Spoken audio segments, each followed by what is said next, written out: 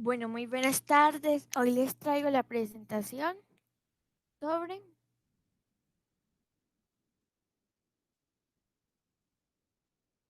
bueno, el Imperio Carolingio. Mi nombre es Hernández Jacome, curso el grado séptimo uno y estamos en el año 2020. La Edad Media. Esta es una edad para mí muy interesante. ¿Qué es la Edad Media? Es una muy buena pregunta, que tiene una mucho mejor respuesta. La Edad Media es el periodo histórico posterior a la Edad Antigua y anterior a la Edad Moderna, que quiere decir que la Edad Media está entre la Antigua y la Moderna, que comprende desde el fin del Imperio Romano desde el siglo V hasta el último siglo, que fue el siglo VII. Los historiadores dividen la Edad Media en Alta Edad de Media y la Baja Edad Media. ¿Qué sucede en la Edad Media? La Edad Media es un periodo histórico comprendido entre la caída del Imperio Romano en el Occidente. El año 476, la aparición de los reinos germánicos hasta la caída del Imperio bizantino, invenció la importante y el fin de la guerra de los 100 años, más o menos en 1453, o bien alternativamente el descubrimiento de América. Bueno, em, la Edad Media fue una edad a la que no le dieron tanta importancia, ya que está entre la antigua y la nueva, la moderna, pues. Eh, ¿Qué daría yo mi opinión sobre eso? Yo le daría mucha más importancia de la que ya tiene, ya que es una etapa que tiene demasiada historia. Podemos continuar con los francos. ¿Quiénes eran los francos? Bueno, los francos eran unos pueblos bárbaros germanos conocidos como los romanos a principios del siglo V. Empezaron a expandirse hacia el sur desde sus territorios de origen a lo largo del río Rin hasta Galia, donde por los romanos, donde dominaban por los romanos, ¿cierto? Galia actualmente es Francia. Bueno, los francos fueron una gran ventaja de tener un hombre que fuera líder por naturaleza, o sea, desde su nacimiento, y que nunca se dejaba vencer. Él era llamado Clodoveo, que a sus 15 años fue su primer liderazgo. Logró en un año 481 ser líder de los francos. Logró extender luchando, lograron conquistar Galia, actualmente Francia, como ya lo dije anterior. Él conoció entre ya el ser el general, pues, de Francia, de Francia, de Galia en ese momento, conoció a una boloñesa llamada Clotilda. Ella era una mujer linda y ellos dos terminaron casándose. Clotilda era una mujer cristiana. Entonces, ella de tanto hablarle a él como de Jesús, de Dios y todo eso, él decidió bautizarse. Y ahí es donde viene el primer emperador o líder cristiano. Los feudos. ¿Qué eran los feudos? Un feudo era una tierra, bien o derecho otorgado por un señor feudal a su vallazgo a cambio de la prestación de una serie de servicios. El término de feudo proviene del latín feudum. El feudo era el comprimiento por las tierras cultivables, bosques, fincas, villas y varias parroquias. Los campesinos no eran esclavos, pero tampoco eran libres, ya que si contaban con la mala suerte de tener un feudal cruel e injusto, les tocaba tener sus feudos como ellos quisieran, trabajar sin descanso hasta tenerlo así. Ellos tenían que hacer los feudos a gusto y mando del mandatario.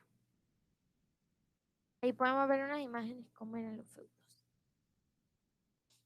Los carolingios. Bueno, entramos a una parte muy interesante, que donde entra Pepino y otro personaje, Pepino, y otro personaje muy interesante. Pipino era un duque, Pepino era un duque de origen franco que tenía sus tierras de Soissons a más o menos unos 100 kilómetros de París. Le decían el breve, ya que su estatura era un tamaño muy bajo. Pepino no estaba contento con sus escasas tierras, así que convirtió en rey de los francos, o sea, él mismo se catalogó rey de los francos. Fue así que inició su plan. Pipino notó que el Papa de Roma, que era el jefe de la iglesia, él tenía muchísimos cristianos del reino, entonces mandó ejército a Italia para defender los invasores. En forma de agradecimiento del Papa, Zacarías le dio todo su apoyo. En el año 754 fue coronado el nuevo rey de todos los francos. Pipino fue el padre de Carlomagno. Ahí entramos donde decimos que Carlomagno. ¿Quién era Carlomagno? Carlomagno era el hijo de Pipino. Él va a ser un gran personaje en toda la Edad Media. Entonces, sigamos hablando de él. Y a diferencia de su padre, fue un grande y robusto. Carlomagno aprovechó la astuta alianza que su padre había hecho con el Papa, entonces mandó nuevos ejércitos a Roma y estos se hicieron más extensos y poderosos todavía. Entonces el Papa nombró a Carlomagno protector de la Iglesia de Roma. Con ese título, el gran rey de los francos se lanzó hacia el norte, sur, este y oeste, con el fin de subrayar y conquistar y cristianizar todos los habitantes del continente europeo. Luego de fuertes luchas, Carlomagno logró formar un gran imperio. Ahí podemos ver una imagen de su coronación que después la vamos a volver a ver. Seguimos con las primeras universidades. Bueno, aquí vamos a hablar por mi cuenta. Casi 800 años después de Cristo, Carlomagno se había convertido en una figura emblemática de toda Europa continental y su imperio fue llamado el Imperio Carolingio, a favor de Carlomagno, de su nombre. A pesar de un hombre tan poderoso, él jamás había tenido ayuda de profesores durante toda su infancia, que en esta época los nobles solo encargaban de luchar, luchar y luchar para ganar sus territorios. Ellos pensaban que estudiar cálculos de matemáticas y diferentes materias era una perdedera de tiempo. Viendo que Carlomagno no pensaba así, entonces él reunió en su corte sabios de diferentes partes del mundo, a quienes invitaba para discutir cosas que iban desde la importancia de Dios hasta el origen del mundo. Los monjes tenían a cargo de copiar todos esos conocimientos universalistas que allí enseñaban. Aquí podemos ver por lo que sigue una imagen. Bueno, siguiente. Catedrales. Bueno, vamos a empezar con sus catedrales, que son una de las más hermosas del mundo. La alianza entre Carlomagno y el Papa fue cosa seria. Él mandó a hacer muchas iglesias, monasterios a lo largo y ancho del imperio. Él comenzó con las iglesias románicas, se caracterizaban por sus grandes bóvedas oscuras y frías. Pero también así los arquitectos de esta época no utilizaban técnicas de construcción y su propia prioridad era evitar que se cayera. Viendo que en el año 1100 después de Cristo un nuevo estilo comenzó a adueñarse de las catedrales. El estilo era iglesias con ventanas mucho más grandes, adornadas con vidrios que representaban escenas de la vida de Cristo. Estas fueron llamadas catedrales góticas. Por aquí puedo mostrar unas.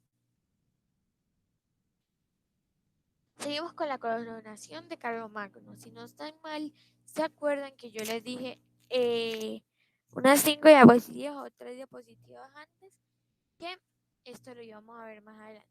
Ok, la noche del 25 de diciembre del año 800, o sea, más o menos